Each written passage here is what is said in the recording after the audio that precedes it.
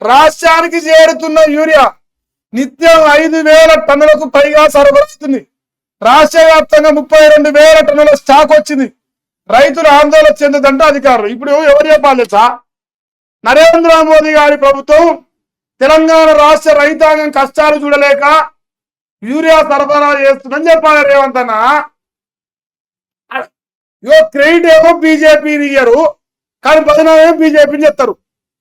మరి క్రెడిట్ ఇవ్వాల్సిందే బీజేపీ కదా. ఇలా యూరియా సరఫరా ఏ రకంగా జరుగుతున్నదా? తెలంగాణ 20 నెలలకెళ్ళి యూరియా ఎందుకు లేదా? ఈ దద్దమ్మలు ఎందుకు తేలేకపోయినా? కేసీఆర్ 10 సంవత్సరాలు పరిపాలిస్తే యూరియా కష్టాలు లేవు.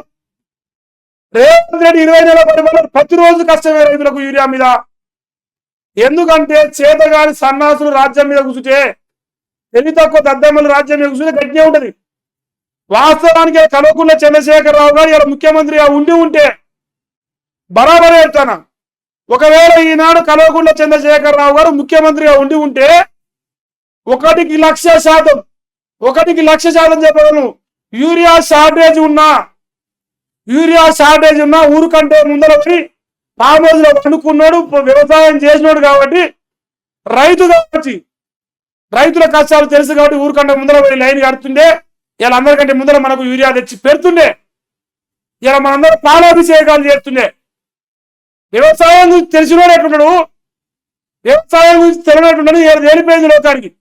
నువ్వు ఆయన 10,000 వీక్ ఇస్తాను, కేసీఆర్ 10,000 వీక్ ఇచ్చాడు, నేను మునగాన్ని, నీ సోరేన్ని, నీ పొడుస్తా పీక్తా అని 15,000 వీక్ ఇస్తా అని పొడిసి పీకిచ్చిందేనా? ఏమి లేదు, మన్ను కూడా లేదు. ఇలా యావత్ తెలంగాణ రాష్ట్ర రైతాంగం కొంచెం ఉపశమనం తీసుకుంటానంటే అది నరేంద్ర మోదీ గారి యొక్క చొరవతోని, కేంద్ర ప్రభుత్వ చొరవతోని. తెలంగాణ రాష్ట్ర రైతుల గోసలు చూసి, ఆ చెప్పుల లైన్లు చూసి తట్టుకోలేక ఇలా 4 యూరియా బస్తాలు పంపిస్తారు.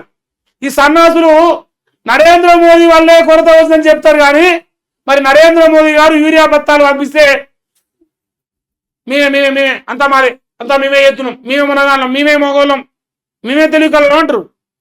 మరి ఇది క్రెడిట్ ఇవ్వాల్సింది నరేంద్ర మోదీ గారి భారత ప్రభుత్వానికి కదా. రోజు 5,000 టన్నులు పంపుతున్నది నరేంద్ర మోదీ గారు కదా.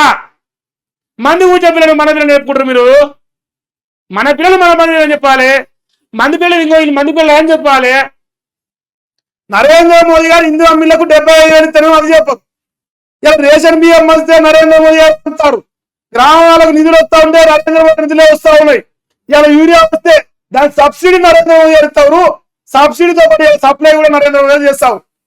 కానీ మనం చెప్పాం కదా, మన సన్నాసుల రాజ్యం కదా, సంసార రాజ్యం కాదు. కాబట్టి తెలంగాణ ప్రజలను భారతీయ జనతా పార్టీకి దూరం చేయడంలో భాగంగా ఎప్పుడైతే బీజేపీకి అనుకూలంగా అవుతుందో అది రావు. అదే రాహుల్ గాంధీ పొడిచిండు, రాహుల్ గాంధీ పీకిండు, కట్టలు కట్టిందంటే మాత్రం ఇంత పొడు రాస్తారు రాహుల్ గాంధీ గురించి. ఎందుకంటే తెలంగాణలో భజన నడుస్తుంది. మరి మా బీజేపీ నాయకులు నడుతున్నా నిన్న మాకు చేసే ప్రయత్నం చేసిరు. ఒక్కడన్నా యూరియా సప్లై అవుతుంది, నరేంద్ర మోదీ గారు పంపిస్తారని మెయిన్ పేపర్లో వార్త రాలేదు. గుడ్డిగురాలో పనిదవుతున్నారా మీరు? వస్తారు అధికారానికి, ఎడమనుకుని చెప్తారు అధికారానికి. అధికారానికి రావాలంటే మనం ఏం పొడుస్తున్నాం, మనం ఏం పీక్తున్నాం ప్రజలకు వార్తల రూపంలో తెలవాలి. ఒక్క పేపర్లో బీజేపీ గురించి వార్త రాలే. వస్తాం అధికారులకు, వస్తాం ఎట్టొస్తాం, పని చేసి వస్తాం. పందుకోకలేక పండుకుంటే రావం కదా.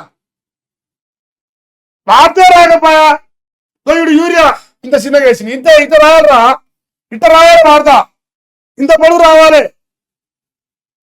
నరేంద్ర మోదీ గారు యూరియా సప్లై చేపిస్తావు. తెలంగాణ రాష్ట్ర రైతులకు అంతో ఇంత ఉపశమనం లభిస్తా ఉంది.